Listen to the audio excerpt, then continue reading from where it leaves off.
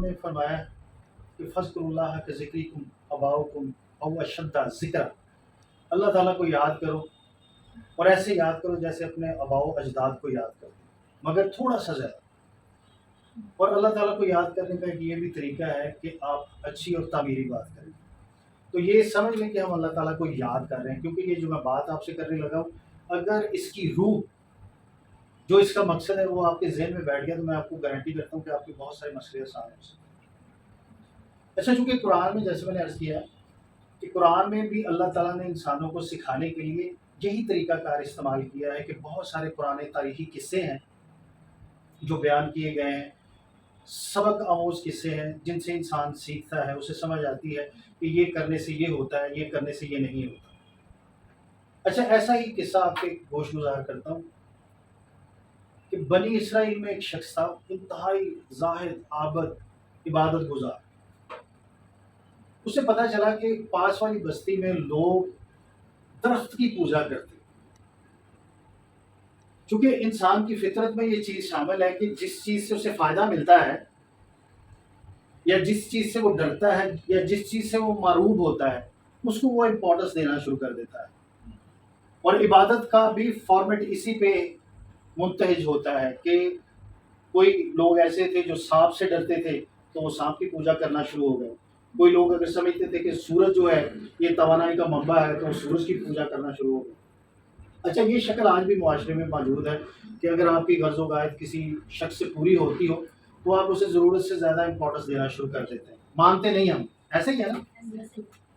اچھا، وہ اس زاہد اور عابد شخص کو پتہ چلا کہ پاس والی بستی میں کچھ لوگ درخت کی پوجا کرتے ہیں، تو اس نے ذہن میں سوچا کہ چلو ایسا کرتے ہیں کہ لوگوں کو اس گناہ سے، اس شرک سے بچانے کے لیے اس درخت کو کاٹ دیتے ہیں۔ اچھا، وہ یہ نیت کر کے کلہاڑا لیا، درخت کی طرف چلنا شروع ہوا۔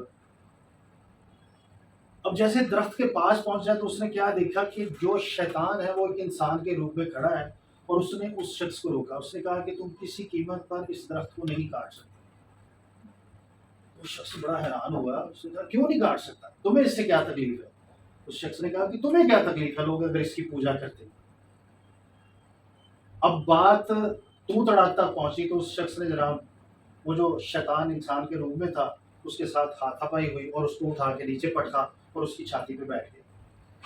اب جیسے ہی اس شخص کو وہ زاہد، عابد اور عبادت گزار شخص مارنے لگا تو جو شیطان انسان کے روپ میں تھا اس نے کہا کہ یار میں تمہیں ایک آفر دیتا ہوں، اس درخت کو ایسے رہنے دو، میں تمہیں 10 دینار روز تمہارے گھر میں پہنچا دیا کروں گا جس سے تمہاری ضرورتیں پوری ہوں گی۔ لوگوں کو جب اس درخت کی حقیقت پتہ چلے گی وہ خود چھوڑ دیں گے اور تمہاری زندگی میں ایک ٹھہراؤ آ جائے گا۔ اچھا، اب ظاہر ہے کہ ہمارے اندر ایک خود غرض ہستی چھپی ہوتی ہے جسے ہم ذات کہتے ہیں۔ تو اس نے سوچا کہ چلیں ٹھیک ہے، میری زندگی تو بہتر ہو رہی ہے، تو ان کو جب عقل آئے گی یہ لوگ خود باز آ جائے گا۔ تو اس شخص کے ساتھ، یعنی کہ شیطان جو انسان کے روپ میں تھا، اس کے ساتھ اس کا یہ سودا طے ہو۔ اب ہر روز اس شخص کے پاس شیطان کسی نہ کسی طریقے سے 10 دینار پہنچا دیتا تھا۔ اب 1 ماہ تک اس کے گھر 10 دینار روز پہنچتے رہے اور اس شخص کی زندگی میں ایک ٹھہراؤ آ گیا، خوشحال ہو گیا۔ اب ہوا گیا کہ جب 1 مہینہ پورا ہوا اس کے بعد اگلا دن آیا تو 10 دینار نہیں آیا، دوسرا دن آیا تو 10 دینار نہیں۔ اب اس عبادت گزار شخص کے ذہن میں آیا کہ شاید اس نے مجھے چیٹ کر دیا، اس شخص اسے بڑا غصہ آیا۔ تیسرے دن اس نے فیصلہ کیا کہ اب تو میں نے درخت کو کاٹ دیا، بالکل آڑا لیا اور چل دیا۔ اب جب درخت کے پاس پہنچا تو وہی شیطان انسان کے روپ میں وہاں کھڑا تھا۔ اس نے جب پوچھا کہ اب کس غرض سے آیا، اس نے کہا میں درخت کاٹ رہا ہوں۔ اس نے کہا کیوں؟ اس نے کہا کہ جناب تم نے میرے ساتھ سودے بازی کی تھی کہ 10 دن آپ تم مجھے روز پہنچاؤ گے، تم نے نہیں پہنچائے اور میں نے اس درخت کو کاٹ دیا۔ اب جب ان کی بات تو تڑاک سے ہاتھا پائی تک آئی تو اس دفعہ شیطان نے اٹھا کے اسے نیچے رکھ لی جو انسان کے روپ میں تھا۔ اب جب وہ شیطان اسے مارنے لگا تو اس شخص نے معافی مانگی کہ یار مجھے چھوڑ دو، میں یہ درخت نہیں کاٹتا۔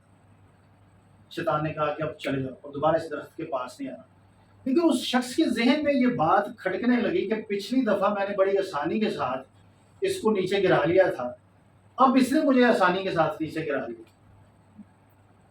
تو چونکہ اس کے دل میں بات تھی تو اس نے اس شخص سے یعنی کہ جو شیطان تھا انسان کے روح میں، اس سے یہ سوال کیا یار تم نے کون سی چیز ایسی کھائی ہے کہ تم نے آسانی کے ساتھ مجھے گرا لیا، پچھلی دفعہ میں نے تمہیں گرا دیا تھا. تو اس نے کہا کہ میں نے کوئی چیز نہیں کھائی، تم میں ایک چیز کی کمی ہے کہ جب تم پچھلی دفعہ درخت کاٹنے آئے تھے تو تم صرف اللہ کی خوشنودی کے لیے، اللہ کی رضا کے لیے آئے تھے، اور تمہارے ساتھ ڈیوائن پاور تھی، خدا کی مدد شامل تھی. لیکن اب جب تم درخت کاٹنے آئے ہو تو تم پیور ان 10 دینار کے لالچ میں آئے، تو اس لیے اب تمہارے ساتھ خدا کی مدد شامل نہیں ہے. اور کسی کو نہیں پتا ہوتا ہماری نیت کو، یا خالق جانتا ہے یا ہم جانتے ہیں. اور مزے کی بات یہ کہ آپ دنیا میں جتنی ایکٹیویٹیز کرتے ہیں، جتنے کام کرتے ہیں، چاہے وہ فلاح کے ہوں، چاہے آپ کے تعلقات اس پہ بیس کرتے ہوں، ان کے پیچھے جو کامیابی چلی آتی ہے یا ناکامی چلی آتی ہے وہ صرف اور صرف آپ کی نیت پہ ڈپینڈ ہے. کیونکہ نتائج کون تخلیق کرتا ہے؟ خالق. کوشش آپ پہ فرض ہے اور نتائج تخلیق ہوتے ہیں آپ کی نیت کو مد نظر رکھ.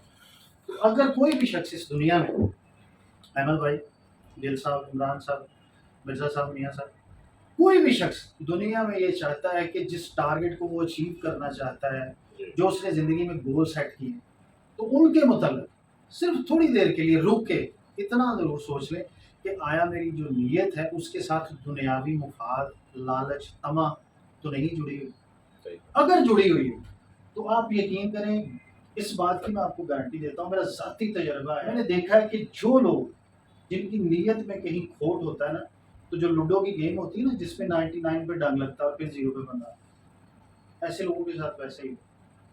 اور آپ کوشش یہ کریں کہ آج کے بعد یہ دل میں ڈیسائیڈ کر لیں کہ جو بھی کام آپ نے شروع کرنا ہے، چاہے سلام صدقان کی مدد کے حوالے سے، چاہے اس آرگنائزیشن کے حوالے سے آپ نے اس کے ساتھ جڑنا ہے، تو پہلے اپنی نیتیں صاف کرنی، وہ پیور اللہ کی رضا کے لیے، اللہ کی خوشنودی کے لیے.